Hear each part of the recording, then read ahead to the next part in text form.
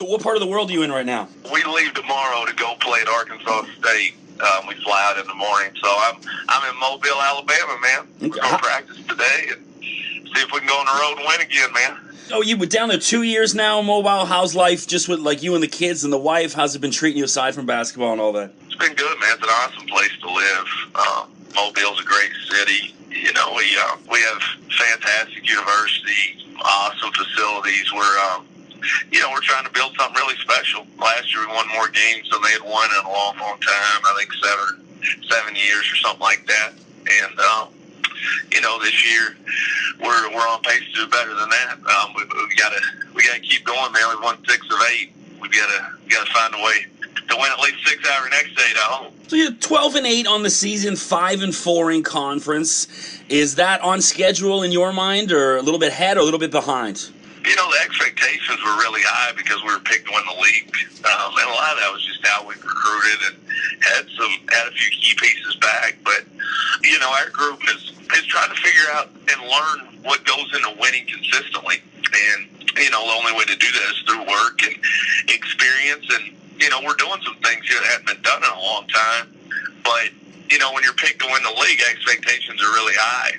So we're fighting to live up to those expectations. Our league has a lot of parity in it, and we're right there in the mix.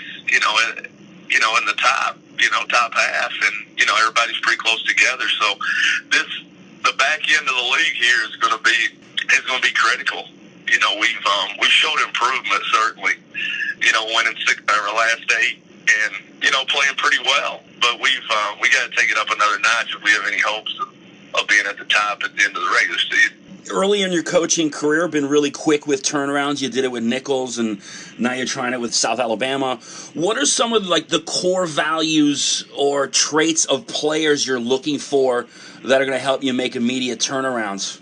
Yeah, we look for guys that are, number one, great people that you want to be around every single day, and number two, really competitive. It's hard to play for me, and it's hard to play in our program if you're not a super competitive person in every area of your life, and if you don't love basketball, because we put a lot of time into it.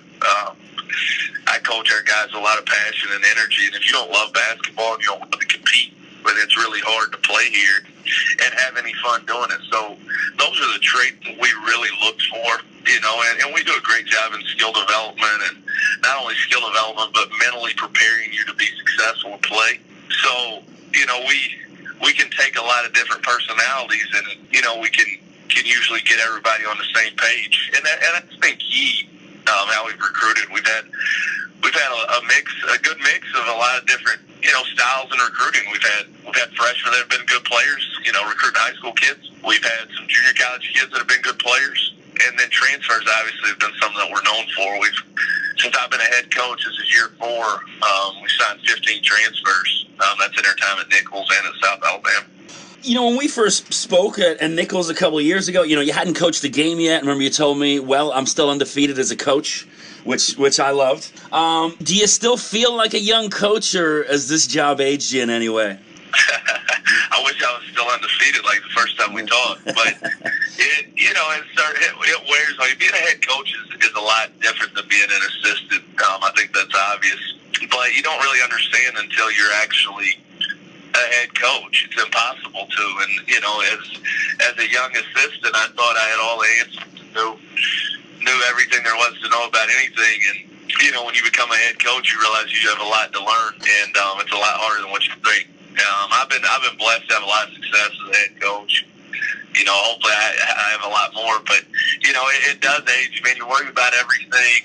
The losses weigh so much more on you, and then when you're winning like crazy, you're always paranoid about potentially falling back and starting to lose again. So it's a stressful profession, but that's what I signed up for. I love every minute of it. I love being a head coach. Basketball, outside of my faith and my family, basketball is my passion, and I put a lot of time into it. My staff puts a lot of time into it, and when you work hard at something and find a way to be successful, you really enjoy it. So I have to remind myself of that sometimes to enjoy every moment and the process that we're going through, because you get caught up in winning and losing and the frustrations that go into that. Sometimes you forget to have fun. I've been trying my best to make sure that I'm enjoying every second of it. So 3 guys in double figures as far as scoring. Who are the guys on the team as far as, the national media that you kind of like to point out? Like, Josh Ajayi, Chad Lott, Andre Fox. Who are the leaders on your team? Yeah, Josh Ajayi's having a tremendous year. He's having a great year. He was Sunbelt Player of the Week this past week for the second time, and he's having a great year. He's found more consistency in his game than he's had in his career. He's been really consistent, especially once we started league play. He's been really good. Chad Lott, we brought him in as a grad transfer. We're hopeful that he's going to get an extra year back because he took a medical red shirt at Rice early in his career. So we're hoping that we can he gets an opportunity to have an extra year. He's been unbelievable. Just his heart, his determination, how hard he works. One of the toughest kids I've ever coached, and his production and efficiency has helped us to win as many games as we have. And then Andre Fox is another transfer that we brought in. He sat out last year. He came from High Point, and he's had huge games throughout the year. Auburn, he had a big game. We almost had that upset. And, he's had some big scoring games. We're trying to get him back going right now. He's not been, as potent as he was before scoring the ball. He needs to get back to doing what he's doing. I think that he will.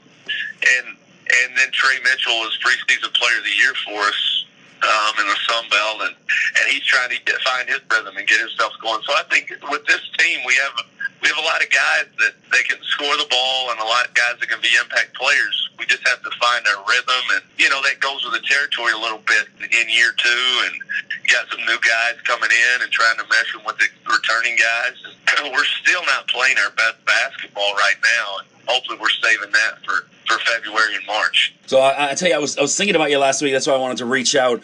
My son's he's a soccer goalie, one of the top goalies for his age, and we're doing the whole recruiting thing. So we were down at a camp in Macon, Georgia, at Mercer University, and then on the way back, we just drove. I was like, I'll drive until I get tired, and then we'll get a hotel. And I stopped in Corbin, Kentucky, and so wow, that's like 10 miles from London, man. That's what I'm saying. I know. On the way back, I'm like, London. I said, hey, that's Richie Riley, London, Kentucky. So tell me a little bit about that part of the world. I was a little shell-shocked just one night. My hotel, no Wi-Fi, no TV. So I was like, Jesus, where am I? Yeah, it's southeastern Kentucky. And, I love London. It's where I was born and raised. My parents live there. Basically, my whole family still lives there. I don't get to get home as much as I'd like to. At heart, I'm still a country boy from Kentucky, so I love that area of the country. And, it was an unbelievable place to grow up. In Kentucky, especially southeastern Kentucky, they love basketball. Everywhere that I've coached as a college coach, it's been football territory, man, whether it was Alabama or Clemson, South Carolina, or Thibodeau, Louisiana. Everybody loves football, but where I grew up, basketball is key. And, I developed a passion for hoops there, and I still have a lot of great friends, and obviously my family that live there. We actually have a walk-on on our team that is from London, Kentucky. Adam Size, where he grew up in London, and he wants to be a coach just like I did growing up. And I've known him since he was like 2 or 3 years old, so he's a walk-on our team down here in Mobile. So London always has a special place in my heart, and I loved growing up there, and all the things I've been blessed with since I've left there are a product of where I was raised, and 2 great parents that still live there, and all the people in the community that helped me be who I am today. Yeah, we went looking for the Richie Riley statue, but couldn't find it yet. So I better win a few more games. Yeah, better win a few more games and some championships somehow if they're ever going to give me one of those. So lastly, the Sun Belt, it's a pretty even conference, a lot of parity. Goals for the rest of the season. How things setting up for you? Yeah, it is. There's outstanding coaches, outstanding players. And it's underappreciated, in the world of social media and, all the coverage college basketball gets, the Power 5 gets the majority of that coverage, and there's not there's not a lot of people out there that know a lot about these mid-major leagues, whether it's the Sun Belt or Conference USA or the Missouri Valley, or there's unbelievable basketball everywhere. That's the thing about college basketball right now is there's so many really good players and really good coaches across the country. That's why you see all these upsets that are occurring this year, and there's so much parity across the board. And that's no different in the Sun Belt, though. There's a lot of teams that could be cutting down nets in New Orleans when we get to March.